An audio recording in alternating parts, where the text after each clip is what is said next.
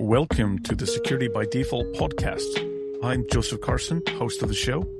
In each episode, we make cybersecurity simple with amazing guests who share real-world experiences and insights. So let's get security by default. Hi, everyone. Welcome back to another episode of the Security by Default podcast. I'm the host of the show, Joe Carson, and it's a pleasure to be here with you all again. I'm really excited because we always look at, the chaos world that we live in. It's always changing. There's always fun things. There's new technologies, and it's ever evolving.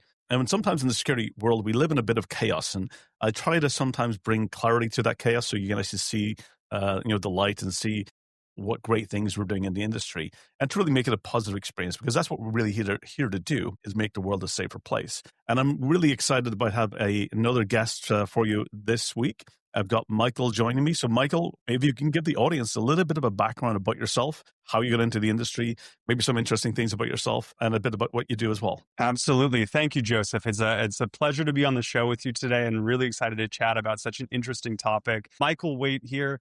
Just a little bit of background about myself. I started my career after graduating university in the tech space, got right into consulting. And for about 10 years, I worked with Accenture, and that's really where I cut my teeth in tech, doing projects with Fortune 50, Fortune 500 companies, large-scale implementations, migrations to the cloud, data science, data visualization, basically anything, you name it, was doing that. But the way that I got into the cybersecurity space is actually very fascinating. This point is about 3 years ago. I was flying to Madeira, Portugal, to visit a friend of mine. And I flew through JFK, and there was a major cybersecurity incident at JFK that day. So the flight was delayed, and there oddly was only about 30 people on this flight. And so I board the plane, and it's just me and one other guy in this section of the plane. And I'm quite a yapper, so started chatting him up, I think to his chagrin. But we started talking about what we were doing, and he was like, I've been in the cybersecurity space for a long time. I want to go and start my own business. And he pitched me on the version 0 idea of Dune Security. And I loved it. And we learned it in this conversation that our skill sets are really complementary. I've been in tech for a long time and have built really robust and large scalable systems. And my business partner, he had been in sales and go-to-market and revenue strategy. So we realized at that point, we're like, let's do this. And so, yeah, that's how I got into the cybersecurity space. And it's been a ton of fun being in the space, especially now. And everything that we're going to talk about today, I think, is incredibly poignant, because AI is such an incredible tool. There's so much power and utility there, both for good and for evil. And I think we're starting to see the fruits of that. So an interesting topic, and very excited to chat today. And thank you for having me on. No, it's a pleasure to have you on. And I completely agree. Sometimes it's all about being in the right place at the right time. And I've been fortunate enough to be, in similar situations as well throughout the years. And I'm the same similar to you. If I'm sitting next to someone, I get chatty. I have a conversation and want to learn more about them and what they're doing, and maybe why we're on the same plane. Sometimes it can, change the future and change the direction and path that we're all going on, which is always exciting. And that's the great thing about, humans, is that those random acts really can change the things that we're doing. So that's really exciting. And of course, today's topic is all about AI. How can we go through a couple of episodes without talking about AI, which is getting difficult these days? And it's really, we're seeing a lot of evolution, especially in the last year to two, where we're seeing a lot of the GPT engines really change how we interact with computers from a human perspective as well. So what's some of the things you're saying, the trends this year from both the defense side of things and also the attack? How is it changing the way we protect our businesses and protect a way of life? That's a great question, and a lot to unpack there. I think let's start with how we're starting to see AI impact the quantity and the fidelity and the efficacy of attacks from threat actors in the wild. If you look back 4 or 5 years ago, the quantity of attacks was overall lower. And the quality, the fidelity of them was also dramatically lower. And I think that with the advent of generalized large language models and the ease and availability of access to those, we're starting to see that entire landscape change. There used to be telltale signs when attacks were being launched. If you got a call, and I don't mean to sound insensitive here, but if you get a really, really thick accent on the other line, it might be a sign that this is a scam or this is an attack. But with all of the generative capabilities, all of that is changing. We see it in terms of attacks down the vein of phishing, where you can use real-time tools out there to mask really thick accents, to do real-time language translation. And so now instead of getting a call that you can tell it's somebody calling from Russia or from China or from deep in India, now you really can't tell. And that spans across everything. That I just spoke about was with voice, but we see it also with the fidelity of things as basic as phishing emails, where now it's not like the prince in some African country that's emailing you that he has 10 bitcoins for you or whatever. Now they're really well crafted. And if you take the rise of AI and you pair that with the availability of information about just about everybody that's on the dark web, those two things, when you combine them, become incredibly dangerous. And we see attacks now where hackers will find a target. They'll use tools like LinkedIn, and they find somebody that's working at a company that they want to attack, and then they'll find out their the systems that they have access to. They look on the dark web and they'll get basic information about them, like what is their address, what's their date of birth, what's their social security number. And for the vast majority of people out there, that information is just available on the dark web. And then you pair that with a sophisticated AI model that can call into an IT help desk and present all of those pieces of information that a hacker or that the help desk would be looking for to verify your identity. Then they can get credentials reset. They get the MFA disabled. We've seen attacks like this happening. I think the MGM attack that happened at this point is probably a year ago or a year and a half ago. That's Right. precisely what they did. So the quality of attacks is increasing dramatically. The number of attacks that are launched is increasing dramatically. And I think one of the scariest things here is the number of successful attacks is also increasing. And so when you pair the sophistication and the evolution of AI with all of that data that's available on the dark web, it's a pretty wild world. And I think that we're just starting to see the tip of the iceberg there. Absolutely. I completely agree. For me, I mean, I've been in this industry for such a long time now that even the accuracy and the authenticity of a lot of the phishing and vishing is getting to the point where it's even difficult for professionals to even detect as well.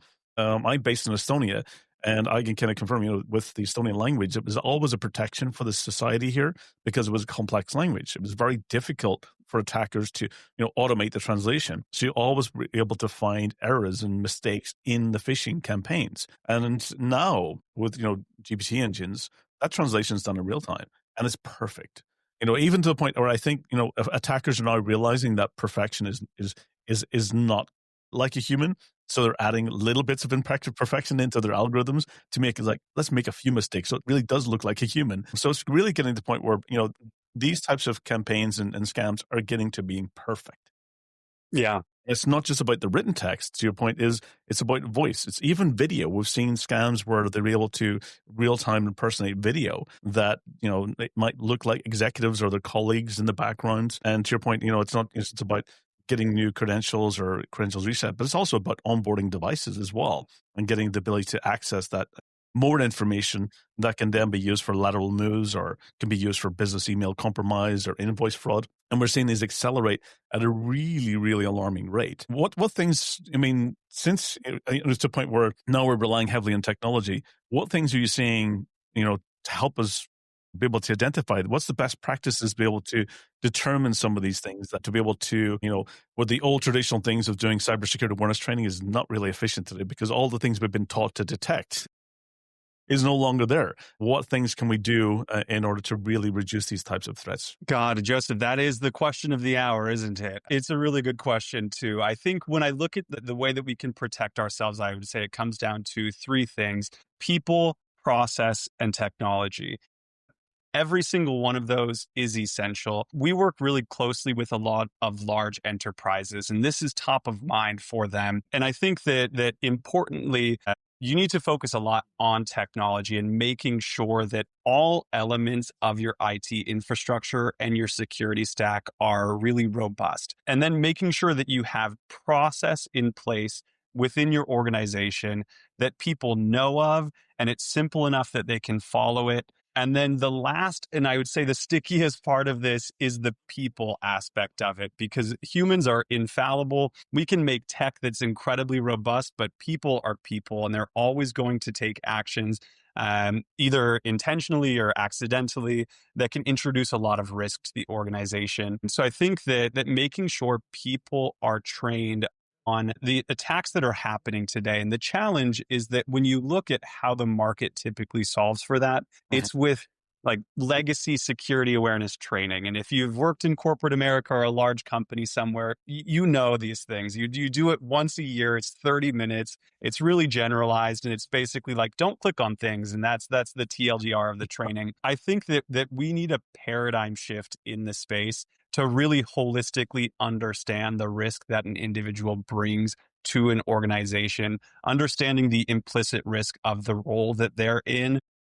Obviously, like a marketing intern, if they get breached, there's not as much of a business impact as if, say, the EA to the CFO gets breached. There's a much bigger difference there. And then actually looking at the threats that are going after that archetype of person, and then training them on that, and as much as possible, dynamically adapting security controls around individuals instead of just having the castle walls built around the organization as a whole.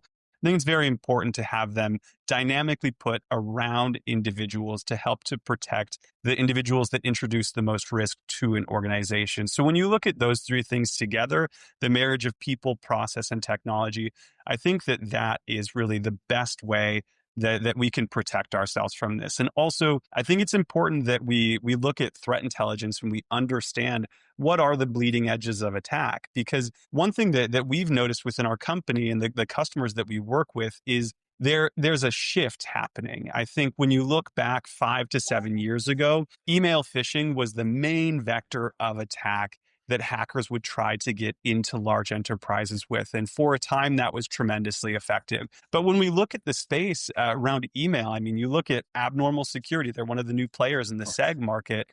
They're great. And they're able to build technology to protect the inbox. So we see a shift now of threat actors moving off of corporate devices and things that the enterprise has direct control of. And they're moving on to off-channel and encrypted apps where they know that they can have direct access to an individual without the eyes of the enterprise on that.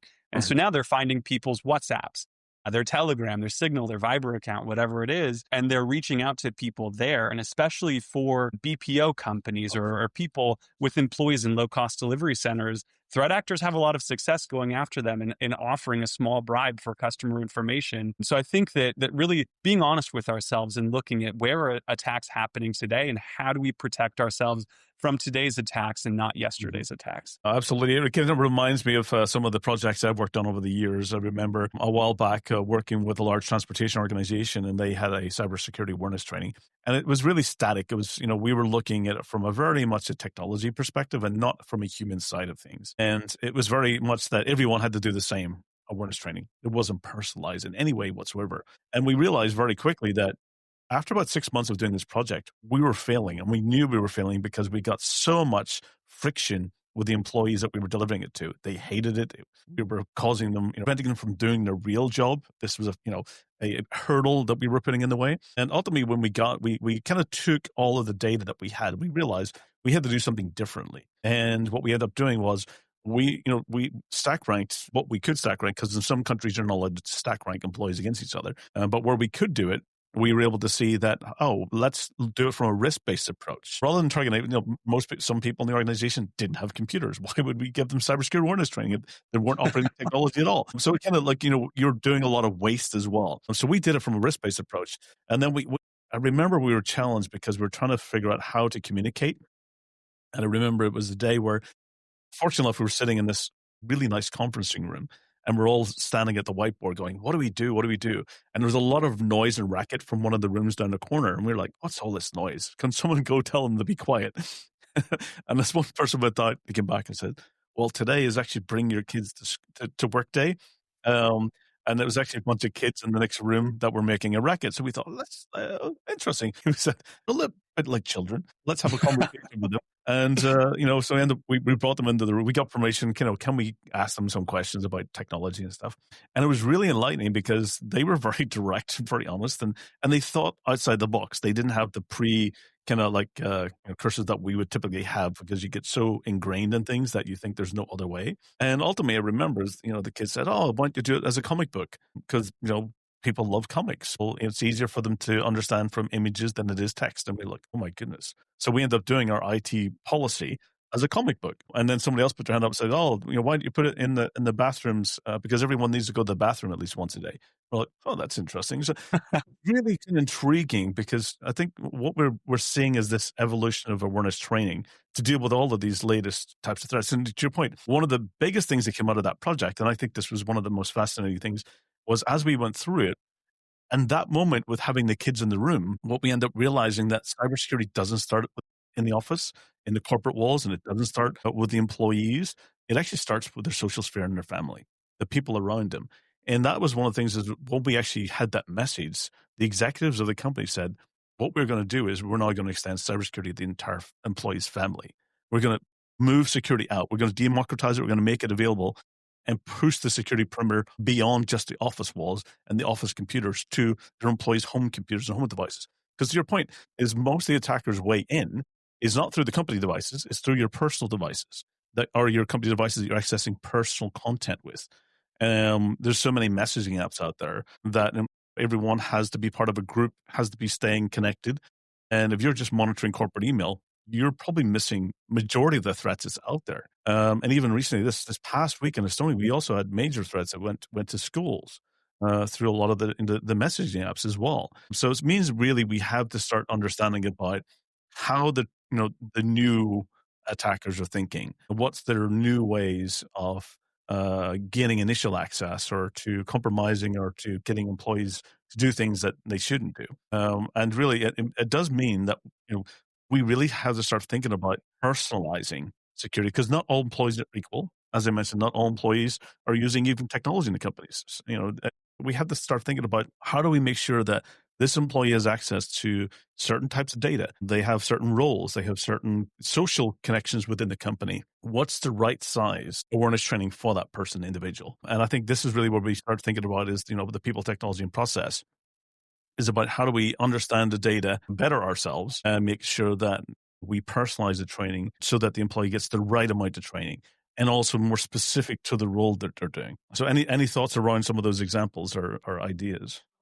Yeah, what you said just landed with me so profoundly, because the one size fits all approach is dead. It does one thing. It ticks the box for GRC, where Yep. you can report out to regulators that we trained everybody on cybersecurity, but it does nothing to move the needle on the actual cybersecurity posture of these organizations. And so I think that it's critically important to really take a holistic look, and as much as possible to be data driven, and to put together almost risk profiles for each person within an organization. And that has so many factors that go into it. Like, what are they working with? Do they even have access to a computer? Many people don't, or they don't have access to a computer that's web enabled, or to anything but internal email. And so the risk there is much smaller versus somebody who is accessing all of the corporate systems on their personal device, potentially when they're traveling to a different country. Very different risk profiles there. And I also think that real-time intervention and really meeting people where they're at is becoming absolutely essential, because the relationship between the security apparatus of an organization and the actual employees of an organization has historically been adversarial. And you mentioned that a little bit earlier, where employees resent the fact that they're needing to take any of these trainings, because they watch it, they see the content, they're like, this isn't that, like, I don't actually know how to secure myself more from watching this 20-minute video that just tells me not to click on anything. And so I think that really understanding everybody's risk, and then training them on only the things that are pertinent to them, and also doing it in a form factor that everybody is used to now, which oftentimes is short form content. And so it doesn't need to be a 3-hour endeavor to train people. Give them real time intervention with bite sized learning that allows them to course correct in real time. And then also empowering the organization to have insight into where risk lies. They need to take an eyes wide open approach to this. That's something that's historically been challenging. A large financial institution that we work closely with, it's very interesting because in our conversations with their security team and their CISO, they basically said, yeah, within our our stack, we know exactly where risk lies, and we've done a lot to make it very robust. And any elements that remain that still introduce risk are on the roadmap for us to fix and to improve. But on the other side of that, when we look at the human population, we have no insight into where risk lies there. And if you look at just the basic data, I think it's published by the FBI and a few other agencies that are out there, but 9 out of 10 attacks happen because of human error. And so making sure that we do everything to diminish the adversarial relationship and build a relationship that really empowers people to do the work that they're hired to do, but also to protect themselves at the same time. Absolutely. I think one of the things I've found over the years is, for me, is that when you personalize the training and make it, it's not about the company, but it's the employees who are benefiting. So you have to reverse the message. So the employee wants to do the training. They want to do it because it's not just about protecting the company, it's about actually the employee and their personal lives as well. So when you change the context, you change the messaging, that it's all about, we're giving this for you. We're doing it for security for you, for your personal sphere and your social sphere. It's going to make your family more beneficial from doing this. It's an addition, and at the same time, the company will benefit from it. That changes the whole narrative of things. It really makes the employee realize that actually, yeah, the company, it's almost like giving them something free that's going to make their personal lives better. It's a benefit. Exactly. In many cases, you want to make it a benefit and not more of that GRC checkbox approach. And I can't tell you how many times I've had to do that in my career. Some people I know get their pets to watch it while they're doing something else. They put the pet in front of the screen, give them something dangly to watch. Yeah. Are they really paying attention? But it absolutely is to check off that regulatory compliance piece. And the attackers know that, and they probably even know when the schedule is, so they probably will target it mid-year or a few months beforehand. Exactly. And really know when those organizations, because typically it's end of year, it's October, November is when the checkbox has to be done because they want to be compliant for the new regulation or compliance by January. So exactly, very predictable, and I think really we have to start thinking about how do we change that? How do we focus around the employees' benefit?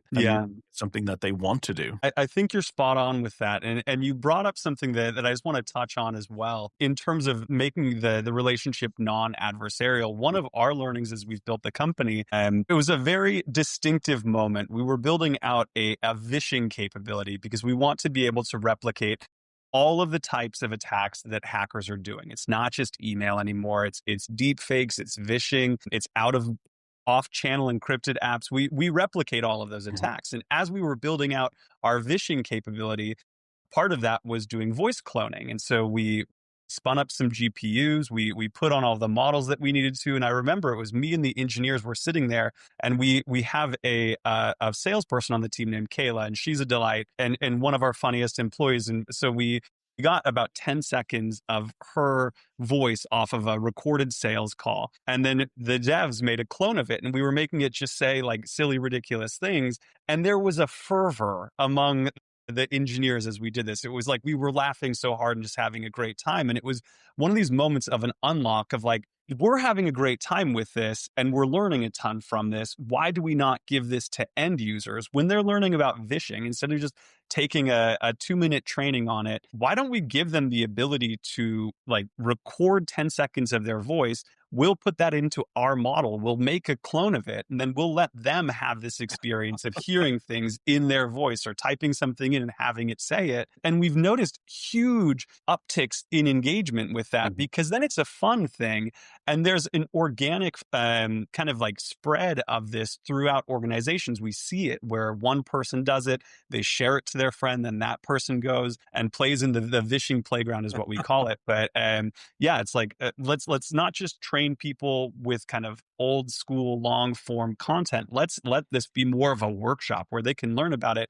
And then after that, when the light bulb goes off and they see how real this threat vector is, then we give them a couple tools to help to protect themselves. And like you mentioned as well, it's not just for the organization, it's also for individuals, their friends, and their families. Voice cloning, we see that so much these days. And you get a call, it's a spoofed number, it sounds like a loved one, and they say, I was traveling and I got arrested, I'm in a bind, I need you to send $5,000 or I'm absolutely screwed. And we want to give these individuals the tools that they need to protect themselves while they're working, but then also to protect their loved ones, their friends, and their family as well. And I think that giving them the knowledge in a way that they're actually keen to learn it is absolutely critical. Absolutely. I remember the case last year in India where that was an accelerating scams that was happening with Indian families, and to the point where even the government had to step in order to intervene with the threats. And absolutely, we do need to make our industry more fun.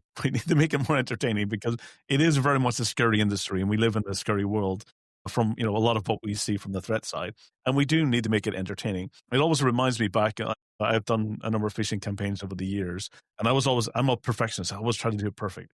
And the one organization that got me was the one where employees were so talkative. They talked and communicated so much that the moment, you sent the phishing campaign in, that they chatted, did you see this? Did you get this as well? And they started chatting. And all of a sudden, when the collective together started looking at this, they realized it was a scam. It was a phishing campaign. So when you put all those minds together and they start seeing something, they're like, this is interesting. And they basically caught it right away. And I always find that, yes, if you can get your employees to talk more and communicate more and share, the collective minds together can actually be a better defense rather than individuals trying to figure it out themselves. Because ultimately, you're trying to get one person to do it. But if you get everyone working together, then it means that they'll also report it quickly. You shouldn't be afraid to speak out. You shouldn't be afraid to report it. Therefore, it's a collective minds working together can actually be a very, very strong security resiliency for a company. And at the same time, it makes it fun. So that's one of the things is I always like ways that does broaden the security into the social sphere. And I also do like when it actually makes it entertaining as well, because we do need to laugh in our day jobs. We do need to Exactly. So tell me more. Do you have any resources or any reports or areas that's for the audience that they can go to if they're interested in learning more about some of the the things where you have the tools for playing around with voice cloning and listening to what they sound like, and maybe saying some interesting catchphrases or mentions. Where can they find more information if they want to learn more? Absolutely. We actually just published a couple months ago our first threat intelligence report that we put together. Dune Security, we typically work with large enterprises, and so it's millions of end users, and so we have copious amounts of data, and it's a pretty interesting report detailing exactly what we're talking about here, where the evolution of the threat landscape. And I think that besides maybe when the internet was invented, I think that we're at least that big or bigger of an inflection point. And the rate of change and the rate of evolution that we're seeing in the threat landscape is wild. I really think we're kind of entering the wild, wild west of cybersecurity on so many different fronts. You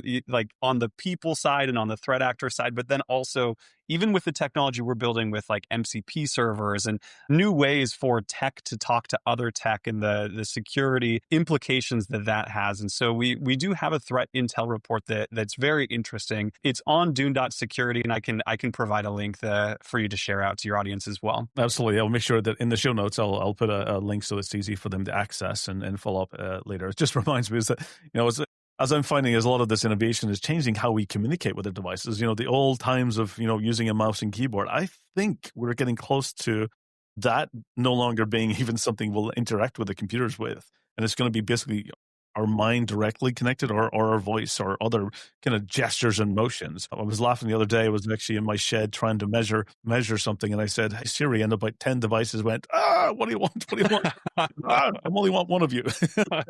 And every one of them started recording, and was like, "Oh, stop." Quite a funny moment. And that's the world we live in. Even sometimes when we join, virtual meetings and online meetings, there's about 3 or 4 people on the call, and about 15 transcribers and scribblers and note takers. It's like we all have this many like little digital versions of ourselves. It gets quite comical. So, but it is an interesting time and world we live in. So, Michael, it's fantastic. If the audience do have questions that they would like to go to yourself, what's the best way that they can connect with you if they want to do follow up and have further questions? Absolutely. I would love to engage with any members of the audience. My LinkedIn, it's Michael Waite at Dune Security. So feel free to connect with me on LinkedIn, and I'm happy to continue this conversation with anybody who's interested to chat. I'm relatively new to the cybersecurity space, been in it for 3 years at this point, but I can't think of a better time to be in this space, because it's just every day is an evolution. Every day is different. And yeah, happy to connect with anybody that watches your show. Fantastic. Excellent. I'll also make sure to include the direct LinkedIn link to the audience in the show notes as well. So Michael, it's been wonderful having you on, and really it's been an intriguing conversation. I always enjoy, having these conversations. It's the favorite part of my week, because it really enlightens me, and it gives me a lot of different perspectives in some of the ways that we work in order to make the world a safer place and make everyone have a digital safe life as well. So many thanks for being on the show today. Joseph, thank you. Thank you for having me on the show. I appreciate it. This is my favorite thing to talk about. It's a pleasure connecting with you. Really appreciate it. Excellent. Thank you. So for the audience, this is the Security by Default podcast. I'm the host, Joe Carson, bringing you episodes every 2 weeks. If this has been interesting for you, please go and subscribe, share with your colleagues, share with friends, and really bringing you different topics to really help enlighten you, to give you new ideas in order to make the company you work for a safer place, but also the world that you live in a safer place as well. So stay safe, everyone. Until the next episode, take care and thank you. Well, that's a wrap for this episode of the Security by Default podcast. I'm Joseph Carson, and again, many thanks for listening. If you enjoyed the episode, please subscribe and share, and please stay safe. And until the next time, we'll see you soon.